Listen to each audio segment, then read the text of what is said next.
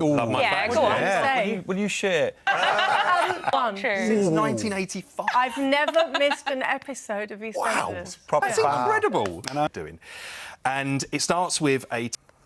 Yeah. It's horrible, right? Yeah. Believable. Oh, my word. I find that so A frightening. lot of other things that would never happen on the phone, so I'm just going to give you some of it now. They will never ask you for a PIN number, internet banking password, one-time password, sometimes referred to as an OTP. You're never going to be asked to do that. You're never going to be asked to move money to a safe account, anything like that. So there's all these signs you need to look out for if you get a call like that. So I find it so frightening. what should you do if you get a text like that then? Forest of vegetables. It's very welcome. Though. Very. Spending any money on health right now is a worry. Now, if you're lucky enough to live in Scotland, Northern Ireland or Wales, your prescriptions are free. But for most people who live in England, you have to pay the prescription charge, and that is currently £9.35. Some people are exempt, so if you're over the age of 60, for instance, or if you're on certain benefits, and you can check whether you are eligible for free NHS prescriptions on the NHS eligibility checker, which is a very difficult word to get out. And it's going to be linked onto the Morning Live website for everybody. Okay. Now, there is this argument that prescription charges help with raising revenue for the NHS. In 2019, we raised £600 million that way, which sounds like a lot until you realise that it's only 0.5% of the total NHS budget. Now, £9 doesn't sound like a lot, but 1 in 3 people of working age cannot pick up their prescription because of the cost. And I will never forget the dad of one of my patients who asked me to try and figure out which of his heart medications was the most important because he could not afford to pay for all of that and feed his 3 kids. No. And that's the kind of heartbreaking conversation that no doctor should have to have with their patients.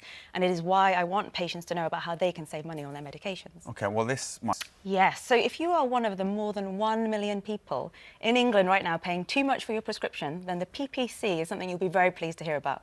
It's one of the best kept secrets in the NHS, which is a shame, because as you said, Gethin, it can actually help you to save quite a lot of money.